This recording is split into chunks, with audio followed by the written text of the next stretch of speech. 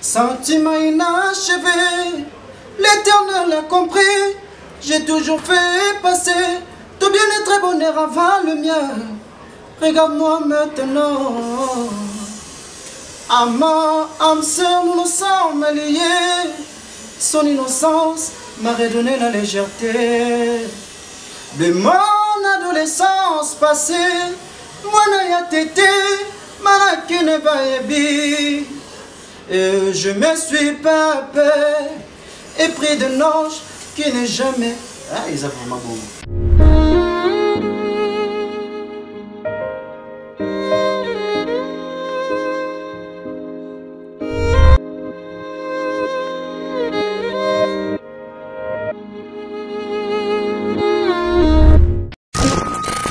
Salut à tous les internautes et surtout bienvenue sur Bisolution, votre chaîne préférée. Quand on est sabino moi msana bino mbiji Nadège Beauté nazakana ko nosela bino msala l'android de la presse congolaise donc moi nazanga frontière à côté na partout même ça bino toza kati ya Brazzaville to ça ka msala donc na sima caméra Montréal mutafima filma Jésus na ndinga mabete biko bam c'est le village moderne le village le plus petit biko bam c'est donc ça la msala de to kanaki na ese bino so morning asere mangozali nazana pour nosela bino msala to continuer comme ça là donc toza il on a invité spécial na biso ya le samedi le 3 octobre taka octobre moi na biso mo ba Nadège Beauté donc invité spécial na biso Tracy Mangala oh vraiment donc mikolo yo ye mutakangi par rapport à ba commande na bino ba demande na bino kande bozo senga Nadège Tracy vraiment na juillet Azaki na kishasa te azande awa donc nazwa qui est déjà tous années ensemble nazo passer micro et pas invité nanga à se présenter sous donc c'est ça. Bonjour Tracy. Bonjour Nadège. Tracy et banaki bana braza ba ki moi trop et nazana bino de vraiment répondre à ma question. Ok, merci. On a vraiment dans un grand si on appelle si merci na papa Yvan Okumu et Sandra Ebeka sacré qui m'a adore bango tenabino ya Dadi Lubaki mon sponsor privé personnel Suzy on est bon moi na mère toko tasko na belle émission na biso Tracy ba toi aussi mo trop na poto ezaka nini kisika kato tano ekoki to lo bani bon ils ont comme travail bon Tracy a bandi moi ma solon moi kala et les alaka na chorale na ba quartier tozoyemba c'est le moment exact na moi qui on moni que bato c'est ba ça tout na demande na bango zakisi zaka musala ok zaka musala Tracy obete la chose comme moi parcours na moi mke pour jamais mutoko bima kasi wo bato comme ko benga bato comme ko luka de total inde ba poster que ba commentaire et l'équipe ba félicitations makasi mais quand on obete sur parcours na yo ti le to mona Tracy na ouais, Tracy Mangala bandi musique moi kala bandi musique na ba chorale le cœur na biso na église catholique après ça j'ai participé dans des compétitions et ma compétition ils a renommé sur le plan international na bandi na Vodacom Best of the Best après ça limite au meki moko sala moi ndenge ezalaka que simité compétition monsieur The Voice Afrique francophone saison 2 donc il y a des voice ndi wana formula ngamba ba banzila so que mo opportunité mi lié ya ça ba collaboration na ba artiste mususu et tindinga makambe pesa mili makambe kezo ndi pesa mili na ok Tracy to la ni parcours na to yo ko commenter après to formula na biso émission ouais Tracy as musicien bon. Au fond de moi, je suis un musicien international de tout. Comme toi, c'est la musique de recherche. Donc, nakoye rumba, nakoye R&B, nakoye style mais de l'autre vraiment, nous avons basé sur la rumba quoi. Et en plus, la chanson où il s'allie que donc il faut comprendre que ça yo et ça au studio to ba bongisa la bango telo faut comprendre que ça et ça studio ça koye maka travail les studios ça vraiment travail yango sentiment inachevé l'Éternel a compris j'ai toujours fait passer tout bien-être et bonheur avant le mien. Regarde-moi maintenant. Amant, âme sœur, nous nous sommes liés. Son innocence m'a redonné la légèreté de mon adolescence passée. Moi n'a tété, malaki ne baébi. Et je me suis pas peur et pris de ange qui n'est jamais. Ah, ils ont vraiment beau. D'accord, vraiment. On va comprendre que dans le studio, on va me se comprendre. Donc, merci, Wana Pene, c'est Simon Passimeso depuis Angola, Maître Jules à la seconde depuis Angola, Asie Louis et Massala depuis Angola, et pourquoi pas Rosinga Lula, boutique R au carré, donc depuis Turquie. Toko Yeba, il donne nous. Non, Tracy, Aza, musicien Monsieur Azana ba idole belé na yoki moi ba artiste belé là toujours là il y avait Papa Wemba paix à son âme, il y avait King Kester Emine paix à son âme, Ferregola, il y a Nazana ba idole sur le plan international il y a Bruno Mars, il y a R. Kelly na interprété la chanson il y a tout le monde belé donc Nazana vraiment ba idole belé donc toi capé casser R. Kelly toi capé mpandi kuna na moi libanda na ke moi libanda international que moi libanda. When a woman loves, she loves for it. When a woman loves, she loves for it. She took me back. After I broke my heart. About 40 times she wrote one love to me. On a When a Woman Loves, il y a R. Kelly, il y a aussi des chansons de Bruno Mars où on a une marama mingi, ceux qui n'ont pas karaoké, n'a pas répétition, j'ai pas de ça. Il y a When I Was a Man. When I Was a Man, il y a Bruno Mars, c'est une chanson que j'aime beaucoup. Ok, merci Tracy. Tracy osali carrière na mingi na Kinshasa. Tracy oyemba kitoko sko nini oyekomi kunda na kati ya Congo Brazzaville. Nini menyo na kati ya Congo Brazzaville oya ovanda menyo na kati ya Congo Brazzaville. Ben Congo Brazzaville na yekomi kunda te mais Congo Brazzaville ils a tellement monsieur to landi l'histoire en musique quoi.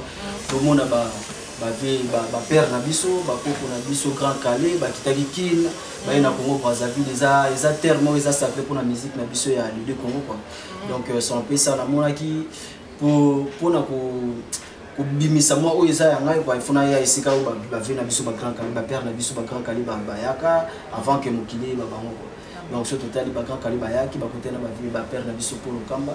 Donc c'est un peu ça on a qui boye. À part ça j'ai un manager azaming basé koto. J'ai des gens bateau ba soutenir raming bazaming ya koto, c'est pour cela que je me suis installé ici. Et à part ça il y a un studio où ils a studio permanent pour par rapport à Kinshasa ceux qui n'ont moi idée na aucunement rapidement dans studio. Tout ça les gens donc all in one is OK, on sait déjà combien de temps ici? Bon, depuis que je suis ici, ça fait bon. De toutes les façons, la Bimaranga, ils ont déjà vraiment basé. Moi, Moki, moi, South Africa, moi, Libanda, Gabon, ils ont par rapport. Donc, Naza vraiment basé à Raté. Je suis né dans le Baran en français, qui est un oiseau migrateur. Donc, je me déplace à tout moment. C'est un peu ça. Ok, merci Tracy. Ce que tu as dit, Moscou, bon, pour le moment, Tracy a dans l'orchestre, tout ça, la musique par rapport à des musique qui est quoi. Il doit vraiment. Si on a l'oublié que nous avons posé l'orchestre, on a les arts qui étaient à ma vie. L'orchestre, par rapport à moyen, tout ça, la carte système, il y a aussi, nous avons posé ta chanson, live. On appelle le maestro, accompagner sur le studio, Betty, à la façon, les concerts, le béni maestro, accompagner sur les amis. Mais j'ai un beatmaker, c'est celui qui a déjà salué à passant. Donc, il y a des mutations, format beat, pro, qui est pro, de c'est celui qui a. Malgré na kin kuna mona ke orchestre to ko intégrer au vivre peine orchestre mona ke moteto obanga na yoto oboya no kara kozana sima ki leadership kaka non même pas ça question qui leadership pas bota mana donc en fait les amis de base tu ici abandonner la musique urbaine na musique urbaine la musique urbaine vraiment c'est pas facile aux orchestres moi groupe ezalaka entre Béa et Bosangani, Bosangani des Anara. De base, dans la musique urbaine, donc les opus, notre culture, c'est la rumba, c'est Ndombo. Après, on a pour maestro, la rumba, pour travailler pour la compétition à Vodacom, si je me rappelle bien. Il y a moins de difficultés du côté, il y a des chansons, quand on me donne une chanson à rumba, on a moins de difficultés. Maintenant, c'est par là, on a un approche Eric Nice, que je salue à passant. Il y a une très belle voix, vous avez la capacité, vous avez la mais ce que vous travaillez rumba, au moins la rumba c'est la base. Donc si vous travaillez rumba bien, vous avez un style R&B, soul blues, reggae et ça doit facile pour nous. Donc c'est un peu ça. C'est pour cela que nous avons un orchestre avec les temps. Alors travailler pour rumba aussi. Ouais, on a travaillé rumba dans l'album, la plupart des chansons on a All in One parce que l'album c'est All in One. All in One, donc All in One c'est en anglais, en français c'est-à-dire tout en un. Donc nous sommes, nous connaissons aussi le style moins belé mais rumba vraiment ça moi la priorité quoi. Na yindi mo ba chanson ya rumba mo belé quoi. OK, toko yo comme pas surtout que outi ko perdre maman na yema mes condoléances mon pas au grand mon pas au quartier la terre mobile toute la famille. Donc toko yo comme mon pas on dame. Ouais, on croit encore maman na ba chanson belé mon interprète surtout na papa Wemba mais j'aimerais mieux na interpréter nzembo na yimo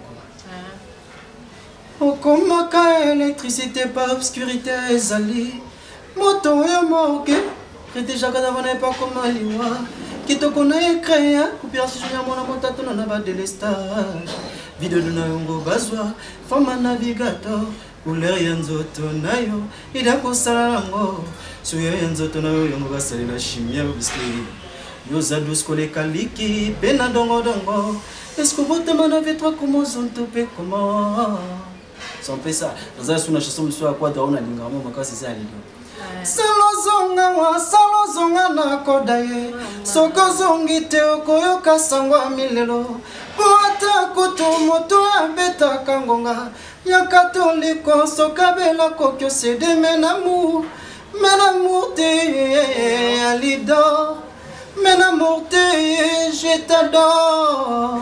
OK, voilà, on a vraiment mon espèce le vieux nangai Fede Mambo Congo Suisse Assistance à Songongo vient nangai Kala Patrick Ponda les chouchou na bango Dev Jello ya Willy Bokata Dani Moufila depuis Brésil Landrine Dombe depuis Israël Didi Liaki depuis Paris. OK, Tracy tonto eba ndenge interpréter nzembo ya Ferrego. Est-ce que vous capable ko interpréter en bas suspect?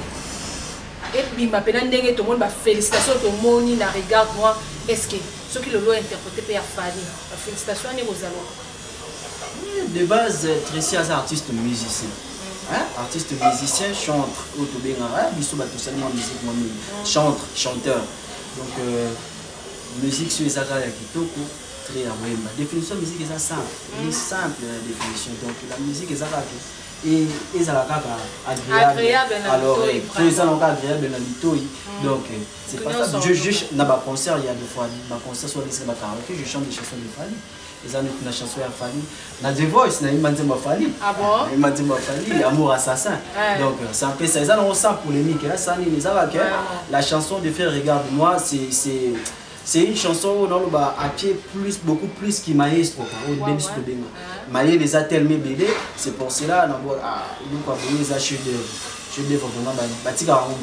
tu vois quand j'ai interprété ça il y a une salle qui est moi et puis mon tour sur et puis ça qui a commentaire na moni à comprendre maintenant ba parole tant yo yembi atala nzembo mamona a comprendre ba parole té et les quelqu'un wa sko yo tant yembi ndesko na koti na bien comprendre ba parole. Donc en fait la chanson c'est à Ferry maestro Ferrego là ça que je savais après ça tu mis la même note tout ça la même nuance malgré tout on a gardé la structure de la chanson mais tu mis la note moroté tu as ça la nuance moroté en plus tout ça des personnes différentes ouais des personnes différentes pour tu as un dictionnaire tu as un ndengene à prononcer ba mot donc c'est un peu ça. OK, très oza a na kata Congo Brazzaville mais mingi peli soza na Kinshasa Nicolo pe ndengo mona to benga ta ba vie Nicolo nani pende o sentir que musique pene la le pas na Nicolo kobanga no te eza longo émission papa yomo bino yomo omiye bige yomo ozana chantre musicien complet nani pe ni ko na kisha so sentir que soka yembi esala ko bien donc so kinze moné ça bien bah monsieur bazatel mebilinaki pour le moment la chanson Regarde-moi pour yamonde mutu na yembi pe ya mwesali makambo kelelo vous bien dans l'émission ils Regarde-moi. À part ça il y a maestro Fali Poupa banzi mon epesa nga bien ba texte bien ba mélodie bien so qui vous sentir maïle qui mondele quoi et la ba jeune génération oui c'est ça nouvelle génération la nouvelle génération il y a Steph Bigman il y a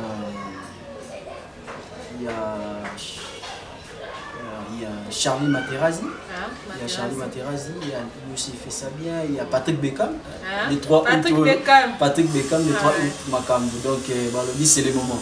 C'est le moment pour partager. On a vraiment parlé. Il y a Patrick Beckham. C'est le plus sympa. Il y a encore. Bazatel bébé, bien affilé.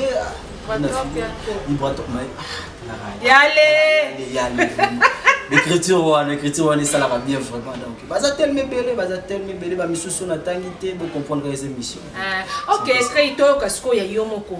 Moi bilo no moko celle so moi résume quand on se retrouve capé yomo pour comprendre pour ça la maman out. Ouais.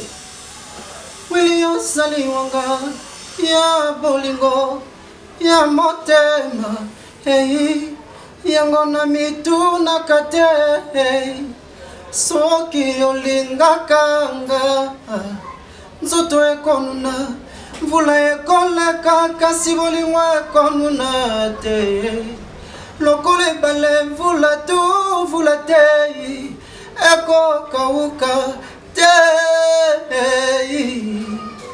wili obenga ngai nyonso nayo nga nabenga yo motema na ngai totambola likolo ya bibale tokatisa bambonge ya motindo etokobenga ngai nyonso nayo nga nabenga yo c'est une chanson dédiée au PDG Willy Etoka donc c'est un peu compliqué nebimite ezoya na olino na ezaka ba biloko na olino stoke pe na world na acoustique moko ezoya yanga head. C'est un ok. C'est compliqué, la chanson là c'est trop compliqué. Ok, bah difficulté nous avons dans le monde de la musique. Encore pendant obi obimara ne pena baninga ba evoluaka. Bah difficulté nous avons dans le monde de la musique na monde de la musique ya Congo tozana pour ça soutien makasi. Soutien zaka te ke oya opi ambongo.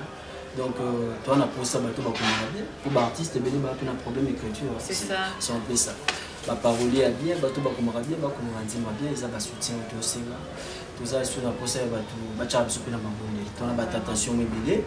À part ça tozana communauté quoi ba organiser ils a importance sur toute l'industrie musicale il y a na kota na pays oui il y a Nigeria tout le monde Don Jay-Z mutambongo munene Don Jay-Z peut-être abimani mukie abimisa atinda bana wana bazosala sala makambo mama bien omona industrie wana omona Don Jay-Z ayemina mutu tel omona nani ayemina mutu tel omona mutu tel ayemina o biso eza moi pas si vraiment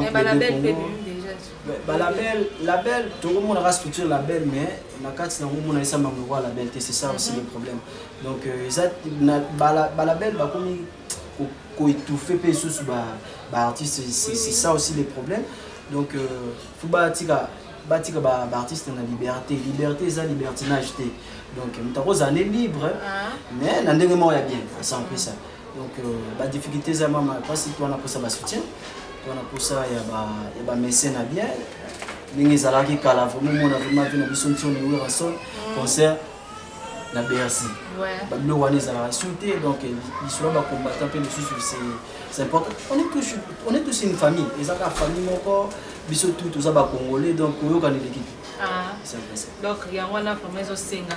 OK, merci Gaël to comme excuse. Très suite comme OK na biso na suka message clé na yo déjà to ki yango bolingonde zozanga bino donc c'est ça. Et puis au perception mon programme na ndenge nini 2020 au malgré ça année moko donc ba caprice belé to éviter ce 2021 to zelani. Ouais, 2020 donc en 2020 on a nous tout à coup ça intro, c'est une chanson ils ont déjà sur toutes les plateformes, ils ont na YouTube, na ma plateforme ça téléchargement légal, ils ont déjà ils ont les capé sur ma chaîne internationale et tout dans ça qui intro ils ont tiré dans l'album All in One. À part ça il y a la deuxième chanson ils ont du Makalami Gitawa, ils ont dit moi tout dédié na mutumoko pe bogolo comme titre là moi je mal fait je mal fait ils ont vraiment na parole bien ils ont mélodie kitoko na meki un peu kozong c'est sous les jeunes na biso de vie là ça Carlito na zong ici sous na katwana boka ba mélodie bien. Donc à part ça programme ça va le 22 novembre clip à Sikezobima makambo ya bien action.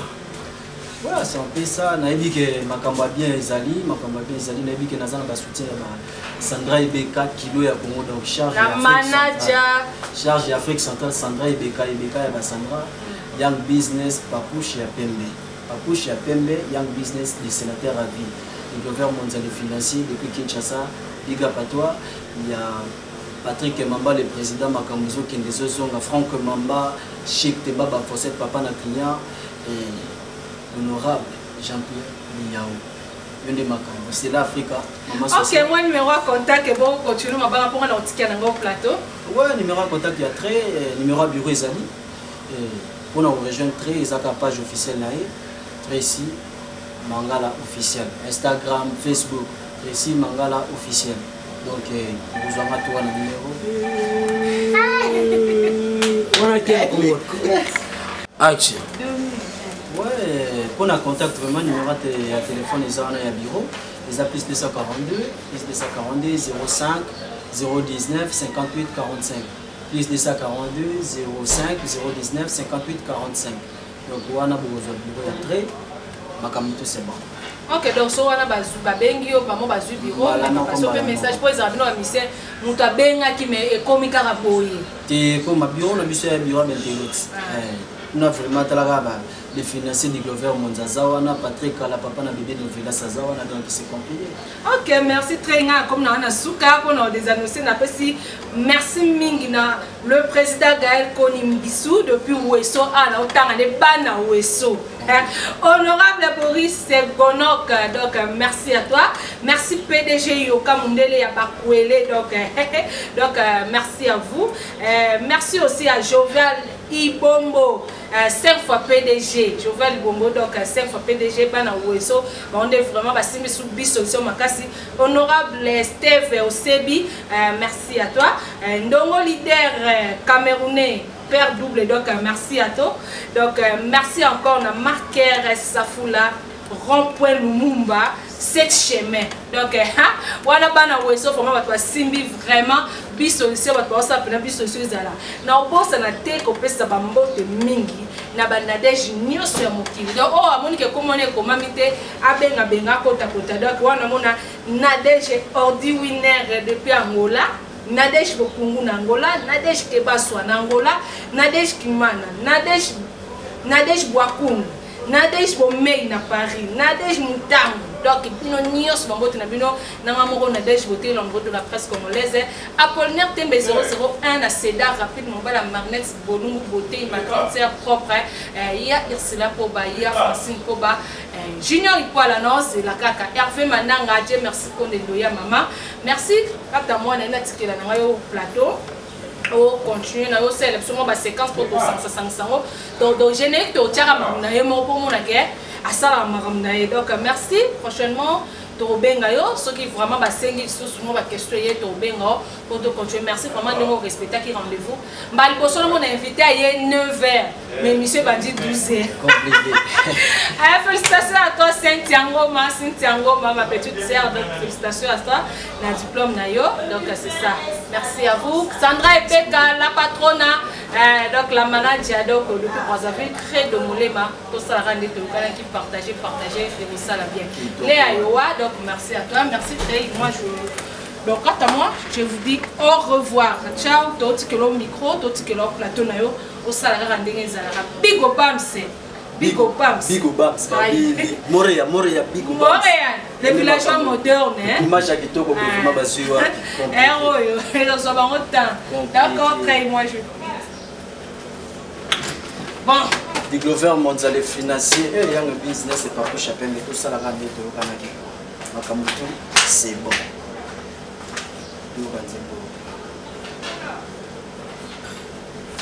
Na bengue découvert mondial. À côté langa, ponga yawa bole wale lisenga potomo bimba. Ai-je mal fait de t'avoir aimé? Ai-je mal fait de t'avoir demandé pardon? Ai-je mal fait de t'avoir aimé? Kobalozo balanga te kaka nzoto nanga. Ina mwazila gate fima Jésus koute sila. Ngana wiyo.